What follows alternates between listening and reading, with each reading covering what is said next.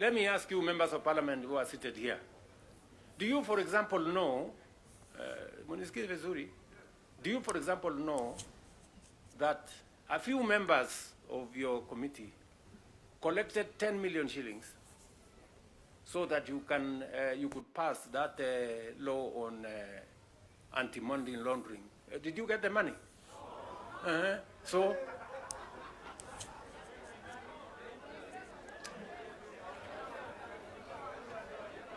So, going forward, si tunataka tukubaliane, see, we are one team. Yes, there are people who are destroying the credibility of parliament. And they are collecting money in the name of parliament. And some of the time, or most of the time, that money never gets to parliament, it gets to a few people. We are not going to shame them. We are going to arrest them. Yes. You know, there are legitimate concerns on how resources are being spent at the counties.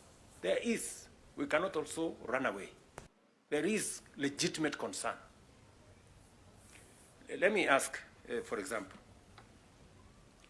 the latest Sokohuru in the Senate.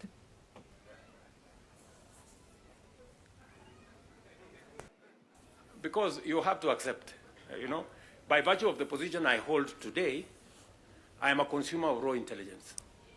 I know what's going on. Where does somebody find 150 million? Where?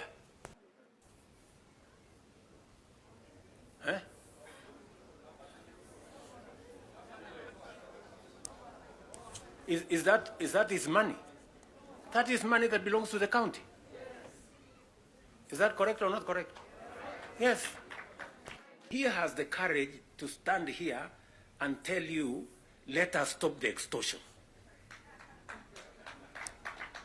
Yes. Very few leaders can stand here and tell you to stop the extortion that is going on in parliament. I'm telling you the truth. Very few leaders. Because we like making peace with mediocrity. Or and trying to explain things that we shouldn't be explaining. Now let me ask you, friends, you know, we are all friends here. Yeah, we are one team, or so I guess. This fellow who is called chairman of welfare in committees, what is their job? What is their job? Extortion, that's it. And that is what Prime Minister is saying. You know? You know, what is Sokohuru? What is Sokohuru? Tell me, what is, you know Sokohuru?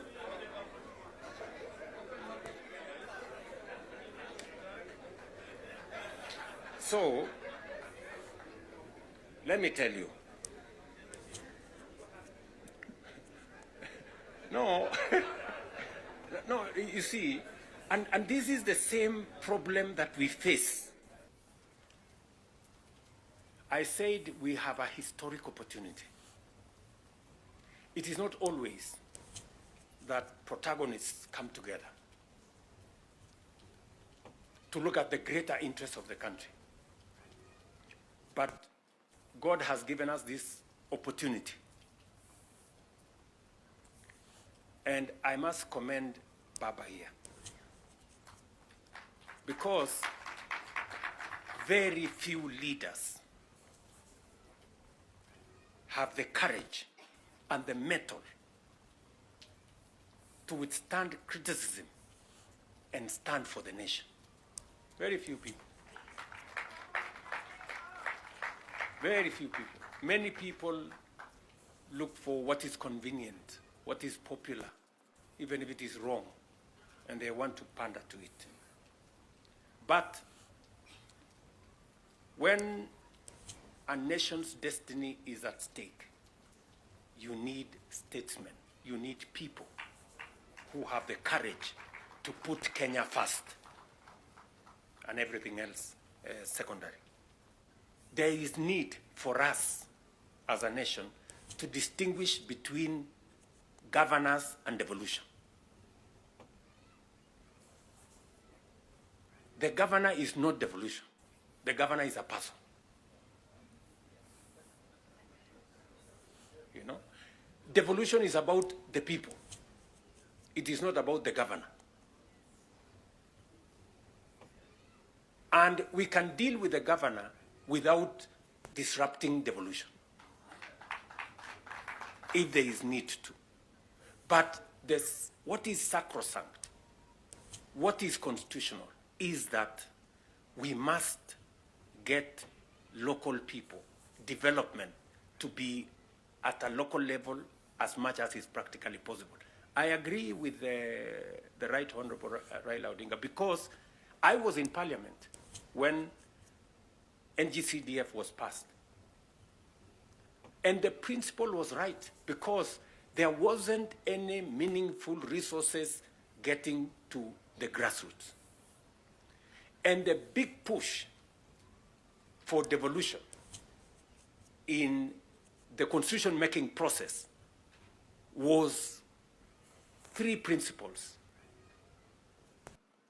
making sure that resources get to the grassroots, making sure that there is representation at the grassroots, and making sure that accountability is also at the grassroots. Singapore and Kenya were the same countries 60 years ago. Malaysia and Kenya were the same 60 years ago. But today, we play in different leagues. They have managed to progress to the first world. We are still where we are. The difference between what Singapore has become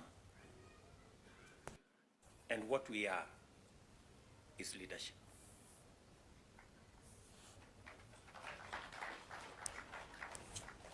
And that is the place, ladies and gentlemen, we occupy today,